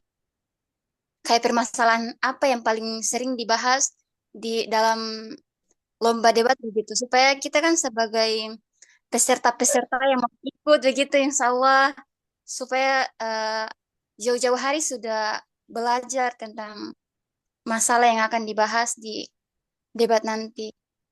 Mungkin itu saja pertanyaan dari saya. Terima kasih. Baik, silakan Kak Wahyu. Oke, terima kasih Kak Sarini yang udah mau bertanya. Jadi isu ataupun topik serta tema dari debat itu bervariatif ya, khususnya di debat parlemen seperti KDMI dan NUDC itu bervariatif topiknya. Ada mungkin dari pendidikan, ada mungkin dari politik, ada ekonomi, ada budaya, ada gerakan sosial seperti feminis, LGBT dan maskulin dan lain sebagainya kayak gitu. Temanya ataupun topiknya tuh variatif. Bahkan dalam beberapa tahun terakhir mungkin mosinya itu sering kali merespon hal-hal yang sangat hot ataupun terjadi saat ini. Ketika saya mengikuti ketika saya nonton KDMI tahun 2022, itu kan terjadi peristiwa yang namanya Kanjuruhan. Nah, mereka ngangkat mosi terkait isu Kanjuruhan waktu itu. Nah, kalau di 2023 itu kan lagi tren para pesepak bola pada pindah ke Arab, seperti Ronaldo pindah ke Arab, Benzema pindah ke Arab. Nah, mereka ngebuat mosi seperti itu terkait para atlet sepak bola yang pada pindah ke negara Arab. Ya sudah tentu temanya adalah olahraga kayak gitu kan. Nah, ada juga di 2023 hubungan kita memperdebatkan mosi terkait tema sosial yang mana terkait dengan hubungan parasosial. Hubungan parasosial ini adalah hubungan yang kita miliki dengan artis streamer ataupun idol K-pop tahun-tahun bukan baru 1-2 tahun yang lalu, tapi sudah dari saya SD tuh udah banyak banget yang orang pada cinta banget sama artis K-pop. Jadi pada akhirnya mereka juga angkat lagi. Mungkin kayak kenapa pada akhirnya masih hangat, mungkin karena lagi booming juga kali ya di 2023. Nah, kalau di 2024 itu kalau nggak salah apa ya, mosinya Em,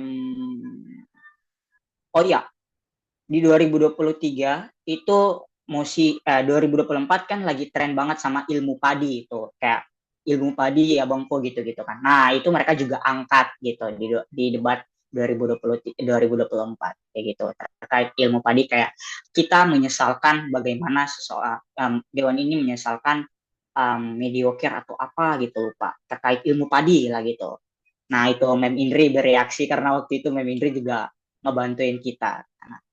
Nah, kayak gitu kasar ini kira-kira. Mosinya tuh sangat bervariatif dan sangat um, relatable dengan kondisi karena merespon dengan kondisi-kondisi yang terjadi saat ini kayak gitu.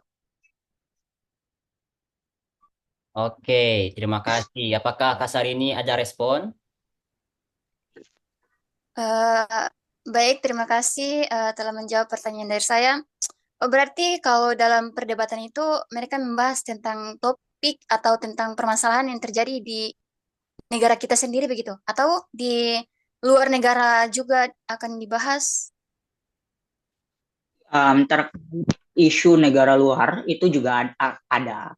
Karena di debat sendiri itu karena akan ada mosi yang heading ataupun temanya itu terkait um, IR, International Relation, ataupun hubungan internasional. Nah, dan beberapa tahun terakhir itu kita, kalau di saya kemarin, di 2024 saya jadi juri, itu kita ngebahas mosi terkait dengan untuk ngebahas untuk merespon isu Indonesia yang gabung sama BRICS, kayak gitu. Kayak gitu. Kalau di 2023 itu kalau nggak salah ada mosi terkait dengan Israel Palestina kayak gitu. Di 2022 itu ada terkait dengan Brexit, Britania Raya exit yang keluar dari Uni Eropa kayak gitu. Nah, seperti itu yang mungkin menjadi topik-topik dari luar negeri yang diangkat dalam sesi perdebatan kayak gitu. Oke, baik. Terima kasih sekali ya. Ini juga sekaligus mengklarifikasi pertanyaan saya sih, karena memang saya juga penasaran, karena saya jujur kurang familiar sama akademia, lebih familiar sama NUGC. Jadi, apakah karena dia berbahasa Indonesia, berarti topik-topiknya ada topik dalam negeri, atau tidak gitu kan? Ternyata semuanya ya, dia sama saja kayak NUGC. Dia pakai topik global, topik dalam negeri maupun luar negeri. Itu luar biasa sekali. Selanjutnya tadi kayaknya Nesrin mau pertanyaan ya. Nesrin masih ada, Nesrin? Iya, iya Nah, sih. silakan. Baik, terima kasih atas kesempatan yang diberikan. Mungkin langsung saja. Jadi yang ingin saya tanyakan di sini adalah di dalam lomba debate itu kan ada yang namanya mosi kan? Instruksi. Nah, seandainya ketika dalam penyampaian argumentasi terus ada lawan yang memberikan instruksi menurut kakak sesuai dengan pengalaman kakak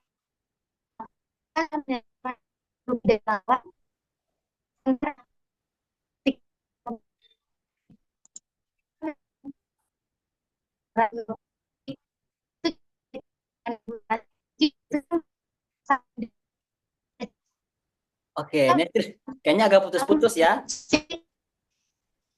Mungkin Nesrin bisa bantu juga kirim ke chat. Tapi kalau saya bisa berasumsi pertanyaannya adalah dalam debat pasti ada instruksi kayak POI gitu ya. Lawan debat mau memberikan sanggahan pertanyaan. Mungkin pertanyaannya si Nesrin adalah bagaimana cara merespon POI itu, instruksi itu, apakah diterima banyak atau tidak diterima atau bagaimana. Mungkin itu asumsi saya dari bagaimana Nesrin memulai pertanyaan saya. Tapi kalau agak kurang dan agak meleset, Netrin bisa klarifikasi. Netrin bisa coba kirimkan pertanyaannya di kolom chat ya. Oh ya, mungkin mau lanjut bisa? Oh, bisa lagi jaringannya. Oke. Oke, Sip, silakan. suaranya udah jelas? Oke, jelas, jelas. Ya. Oke, mungkin saya ulang ya. Ketika kan kalau di dalam lomba debate itu kan adanya ya namanya instruksi. Nah, tapi ketika lawan memberikan instruksi atau sanggahan, tetapi kita merasa ketika kita menyampaikan argumentasi kita dengan durasi waktu 7 menit 20 detik itu kita merasa tidak cukup untuk menyampaikan argumentasi kita. Sedangkan lawan itu memberikan instruksi. Kalau menurut kakak, sesuai dengan pengalaman kakak yang mengikuti lomba, apakah kita menerima instruksi dengan tidak menjawab instruksi atau sanggahan dari lawan, ataukah kita menolak sanggahan tersebut? Kemudian yang pertanyaan yang kedua, di dalam lomba debate itu apakah kita bisa berdiskusi sama partner kita ketika dalam penyusunan argumen kita biar agar argumen kita itu bisa saling keterkaitan gitu sama partner kita. Ya, mungkin itu saja. Terima kasih. Baik, silahkan Kak Wahyu untuk merespon.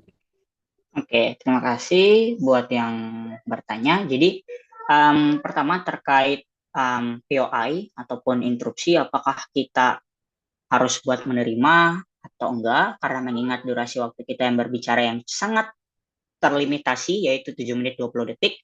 Kalau dari saya sendiri, saya akan menerima di menit ke-5 menuju ke-6. Jadi saya saat sebelum speech ataupun sebelum berpidato menyampaikan argumentasi, saya udah disclaimer ataupun saya udah udah klarifikasi di awal, udah announce di awal bahwa saya bakalan nerima interupsi itu di menit ke-5 menuju ke-6. Jadi pendebat akan bakalan mulai buat nyampein interupsinya ya di menit segitu gitu. Nah, jadi kalau terkait menerima atau enggak itu tergantung dari si orang yang lagi berbicara itu sendiri. Nah, tergantung dari mereka mau menerima atau enggak kayak gitu. Karena kan kalau dia enggak terima, ya udah dia tinggal menyatakan bahwa tidak terima kasih kayak gitu. Karena mengingat mungkin kayak ada beberapa hal yang sangat banyak juga ataupun ada beberapa poin yang mungkin sangat harus dijelaskan dengan cukup banyak dan cukup gradual juga. Jadi pada akhirnya kadangkala tuh ada yang nggak menerima interupsi. Tapi kalau saya bakal menerima di menit ke-5 menuju ke-6. Dan saya juga kalau ngerasa bahwa kalau saya sudah ngerasa bahwa argumentasi saya udah selesai nih, argumentasi pertama saya udah selesai, terus belum masuk menit ke-5, saya akan coba bilang apakah ada interupsi dari tim lawan. Kalau terus saya coba 1, 2, 3, 4, 5. Kalau nggak ada, saya lanjut ke argumentasi kedua kayak gitu. Nah, yang kedua terkait dengan interupsi nggak akan buat ngaruhin nilai ya. Tapi kalau ada yang ngasih interupsi, terus kamu bisa jawab, itu akan jadi nilai plus yang dinilai oleh juri. Yang kedua atau yang terakhir terkait lupa lagi. Nestrin tadi Berdiskusi sama partner. Oh, diskusi sama iya. partner. Diskusi. Oke. Ya, of course kan setim cuma berdua nih. Nah, nggak mungkin dong kita alone masing-masing case building ya. Exactly, kita bakalan diskusi sama partner setim kita kayak gitu. Untuk biar argumentasi itu ada sinkronisasinya, ada korelasinya. Contoh kayak kamu jadi pembicara pertama, kamu ngebawain ini. Aku sebagai pembicara kedua ngebawain ini. Atau kayak aku sebagai pembicara pertama tadi nggak sempat buat nyampein ini karena kelamaan di poin ini belum sempat tersampaikan. Kamu bawain dong gitu, kasih ke dia gitu. Jadi saat case building sangat diwajibkan buat diskusi sesama partner, karena nggak mungkin saat diskusi ada masing-masing, itu nanti argumennya pada lari ke sana ke sini gitu. Jadi harus banget buat diskusi karena setim cuma berdua kayak gitu. Oke, baik. Kak Nestrin gimana? Apakah ada respon tentang jawabannya Kak Wahyu? Iya, mungkin sedikit sih yang ingin Netrin tanyakan. Iya. Berarti kalau sesuai dengan pengalaman kakak itu ketika sebelum membaca argumentasinya kakak itu terlebih dahulu memberikan informasi kepada lawan bahwa kakak akan menerima instruksi atau sanggahan itu di menit ke-5 atau ke-6. Dan itu lawan akan memberikan sesuai dengan yang kakak sampaikan atau tidak? Kadangkala mereka mengikuti, kadangkala kalau mereka ngerasa tensi debatnya cukup panas dan kayak ngerasa poin aku itu sangat harus banget buat diinterupsikan dan nggak harus buat tunggu di menit ke-5 menuju ke-6, ya mereka juga akan langsung ngikutin. Mereka juga akan langsung buat nyampein interupsinya di saat itu juga. kayak gitu. Oke, terima kasih ya. Em, Selanjutnya saya mau menyapa dulu teman-teman yang familiar di sini. Ada Ibu Indri ya. Spoiler, ini Ibu Indri ini akan jadi pemateri untuk di hari ketiga tentang NUDC ya. Sebagai uh, pembina UKM Debat Unhair dan juga sebagai mantan debater juga bertahun-tahun waktu zamannya ya. Sini juga saya mau menyapa Kak Mugira ya. Kak Mugira ini juga salah satu debater nasional Unhair untuk NUDC. Terima kasih ya sudah mau bergabung di webinar kali ini. Oke, apakah masih ada pertanyaan lagi dari teman-teman peserta? Sir, ada yang via chat. Oke, ada yang via chat ya. Oke, saya bantu baca ya. Ini dari Tuturuga. Hey, ini dari Cynthia ya. Oke, Cynthia pakai nama Tuturuga. Izin bertanya, sebagai closing government, apa poin penting yang harus diperhatikan? Apakah ada interupsi dari pihak closing opposition? Oke, silakan Kak Wahyu. Oke, jadi sebagai CG atau closing government, apa poin penting yang harus diperhatikan? Nah, ketika kalian berada di tim closing atau sebagai tim penutup, kontribusi yang harus kalian sampaikan sebagai tim penutup itu adalah hal yang sangat berbeda dengan tim pembuka. Sangat tidak mungkin kalian copy paste ataupun kalian menyampaikan apa yang sudah disampaikan oleh tim pemerintah pembuka, misalnya kalau kalian berada di tim pemerintah penutup. Karena juri akan menilai ataupun melihat bahwa argumentasi kalian itu repetitif ataupun derivatif gitu loh. Kayak, oh ini tuh udah dibawain sama opening government-nya, ini udah dibawain sama pemerintah pembuka, oh dibawain lagi ya sama closing government. Kayak ini tuh akan membuat kalian sebagai tim closing government dilihat kontribusinya itu nggak ada. Karena dalam sistem British yang sangat di bold ataupun yang sangat ditekankan adalah penilaian terhadap kontribusi kayak gitu. Sekontributif apa sih tim kamu gitu. Jadi yang perlu kalian perhatikan poin penting yang ketika kalian jadi closing government adalah harus cari apa yang membeda, apa yang ngebuat kalian tuh different gitu loh sama tim pembukanya. Jadi kalian tuh harus bisa buat ngejelasin identitas pembedanya tuh apa antara kalian sebagai closing government dengan opening government kayak gitu. Contoh kayak opening government ngebawain soal psikologi um, terkait psikis masyarakat, kalian bisa bilang bahwa kalian sebagai CG bisa bilang terkait dengan sektor ekonomi, ataupun kalian bisa bawakan terkait dengan bagaimana taraf pendidikan, dan lain sebagainya. Pokoknya cari hal yang belum dijelaskan ataupun bolong dari tim opening government, dan kalian curi hal itu, kayak gitu. Jadi enaknya dari tim closing, jadi enaknya kalian kalau jadi tim closing tuh kayak gitu, kayak, oh ternyata ini nih yang belum dibawain sama tim opening, colong gitu, ambil buat dijadiin poinnya kita, buat dijadiin argumentasinya kita, biar kita ada hal yang membedakan antara kita dengan openingnya kayak gitu. Terus yang terakhir, apakah ada interupsi dari pihak closing opposition? Nah, interupsi itu akan selalu ada kayak gitu. Interupsi itu akan selalu ada even if kalian berada di tim closing opposition, opening opposition ataupun closing opposition itu akan tetap bisa buat interupsi ke kalian kayak gitu. Jadi interupsi itu akan berlaku atau bisa dilakukan dari menit pertama sampai dengan menit ke-6. Nah, instruksi juga itu harus ke beda posisi, beda bench, beda bangku. Jadi kalau kalian sebagai opening government nggak bisa nih buat interupsi ke closing government, kalian hanya bisa interupsi ke opening opposition sama closing opposition. Begitu juga sebaliknya, kalau kalian berada di opposition, exactly kalian hanya bisa interupsi ke government-nya, kayak gitu. Baik, terima kasih. Apakah ada pertanyaan lagi? Kalau sudah tidak Ada ada. sih. Oh, ada. Ini mungkin terakhir ya. Pertanyaan dari Siti, silakan. Iya, baik. Terima kasih atas kesempatan. Yang ini saya tanyakan, ini tentang kriteria penilaian, Sir. Bagaimana kriteria penilaian dalam KDMI? Mungkin itu. Terima kasih. Oke. Baik, jadi dari kriteria penilaian, karena kan saya kemarin itu di 2024 itu ikut KDMI nasional, tapi nggak sebagai apa ya, nggak sebagai pendebat, tapi sebagai tenuan atau juri independen.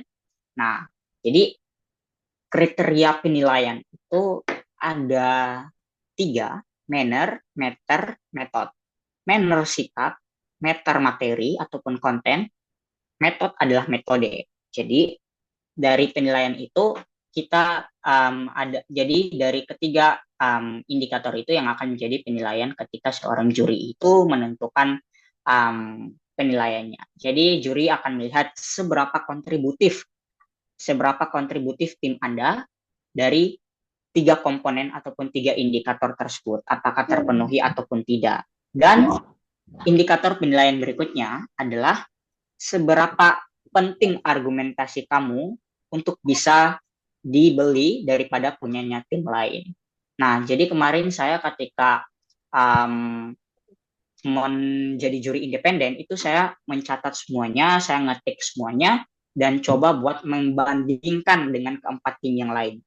Waktu diskusi kami itu para juri, ketika selesai berdebat itu para pendebat itu disuruh keluar dari ruangan debat dan menunggu penilaian dan menunggu diskusi dari juri untuk menentukan penilaian ataupun hasilnya selama 15 menit. Jadi kami para juri itu diberikan waktu selama 15 menit untuk menentukan hasilnya dengan beberapa indikator tadi. Yang pertama adalah meter, manner, method tadi, dan kedua adalah kontribusi, ketiga adalah seberapa penting argumentasi kamu untuk dibandingkan dengan tim yang lain. Jadi ketika kemarin kami berdiskusi itu seperti itu. Dilihat dari manner, meter, method, terus kontribusi, dan seberapa penting argumentasinya. Kayak gitu. Itu yang menjadi indikator dari penilaian. Oke, terima kasih. Apakah masih ada pertanyaan lagi? Kalau masih ada silakan ya, jangan khawatir. Ini tidak terbatas Zoom-nya, limitnya. Tapi kalau sudah tidak ada, kita bisa selesaikan di sini. Oke, saya hitung ya. Ya mungkin dari Nesrin sih. Oh, Nestrin lagi. Oh, masih ada. Nestrin masih Iya, mau bertanya lagi. Ini pertanyaan ketiga dari Nestrin. Silakan, semangat sekali. baik, langsung saja.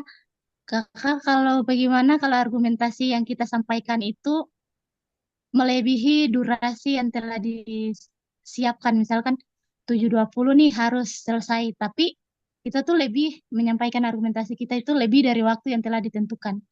Kira-kira gimana, Kak? Oke, jadi pertanyaan yang cukup ya bagus juga.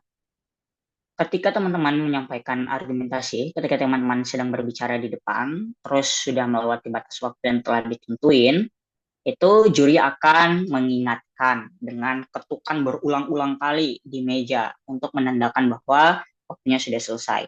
Kalau saya mengikuti debat, kalau saya mengikuti debat secara online, saya seringkali buat menggunakan stopwatch untuk menavigasikan ataupun mengontrol bagaimana durasi saya berbicara.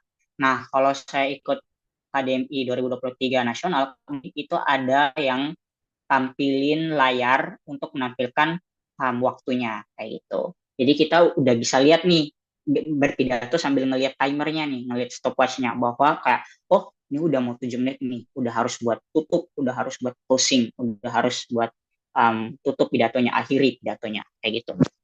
Nah, tapi kalau teman-teman kelepasan terlewat waktu, juri akan ngetuk ulang-ulang seperti yang saya bilang tadi, sama juri itu akan kayak gini. Itu artinya juri nggak akan buat notice ataupun mencatat apapun. Even if yang teman-teman sampaikan itu sangat berkualitas, sangat berbobot, dan sebagainya, itu juri nggak akan nyatet, nggak akan notes sama sekali. Kayak gitu.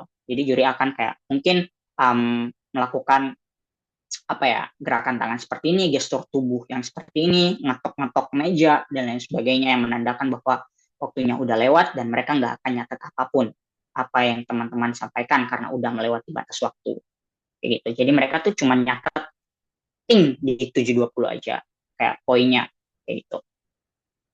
Kalau udah lewat dari situ nggak akan dicatat apapun. Oke, jadi memang itu harus to the point ya, jangan bertele-tele, harus lugas, singkat, padat gitu ya. Oke, terima kasih. Em, saya kembalikan lagi ke teman-teman, apakah masih ada pertanyaan? Karena dari tadi semangat sekali ya, pertanyaan terus yang muncul. Tapi kalau sudah selesai, kita bisa akhiri dan kita bisa, apa ya, kita tarik kesimpulan lah ya. Jadi KDMI itu untuk menjadi seorang debater harus banyak baca ya kalau aja ya. Banyak baca berita, Ya, betul. banyak nonton berita, karena apapun bisa jadi mosi, apapun bisa jadi topik debat. Dan juga debat itu tidak susah asalkan tahu strukturnya bagaimana tadi ya. Tadi kita sudah sangat berterima kasih sekali Kawai sudah membagikan cara membangun argumentasi dari nol ya. Itu luar biasa sekali. Dari dua sisi bahkan, dari government dan opposition. Jadi betul-betul debater itu dituntut untuk berpikir dua dua arah gitu ya. Kepalanya terbagi dua. Kalau kita pro, kita bakalan bilang apa. Kalau kita kontra, kita bakalan bilang apa. Itu sudah harus terpecah dari awal karena kita sudah tahu bakalan dapat posisi tim yang mana. Luar biasa sekali. Dan em, semoga teman-teman bisa mendapat banyak manfaat dan informasi tadi dan inspirasi dan juga motivasi. Saya berharap teman-teman di sini akan menjadi debater-debater selanjutnya ya, akan melahirkan debater-debater baru dari Unipas untuk mewakili Unipas dan berlomba dan berkreasi nanti di masa depan ya. Baik, sebelum menutup mungkin kita bisa foto bersama. Teman-teman bisa tolong on cam.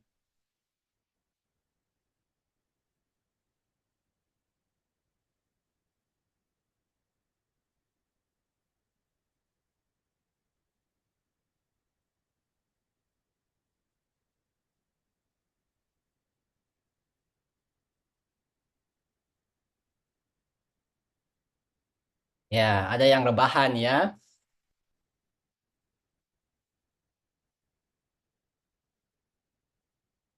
Oke, saya tunggu ya yang lain on cam ya. Kalau memang memungkinkan on cam, silakan on cam. Kalau tidak juga tidak dipaksakan. Tapi lebih baik kalau bisa on cam ya.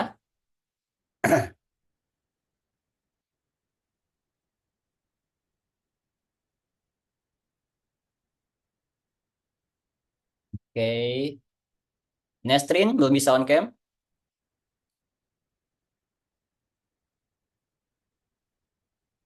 Oke, kalau memang sudah ini saja, kita bisa mulai atau kita tunggu sedikit lagi.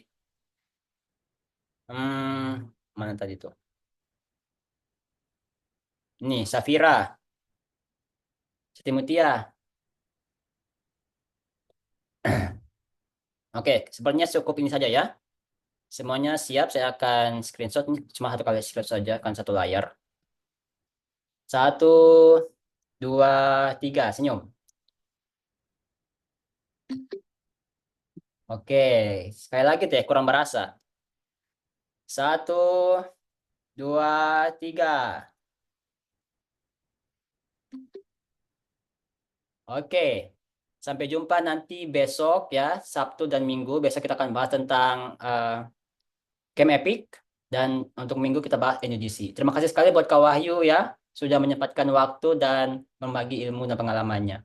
Sangat apresiasi sekali. Komposen Kolnya sangat mengapresiasi. Ya, terima kasih, Kak. Terima kasih semuanya. Sukses buat kalian apabila mengikuti Amin. KDMI tahun ini. Ya, Ya, terima kasih. Izin live ya, Kak. ya saya izin stop recording.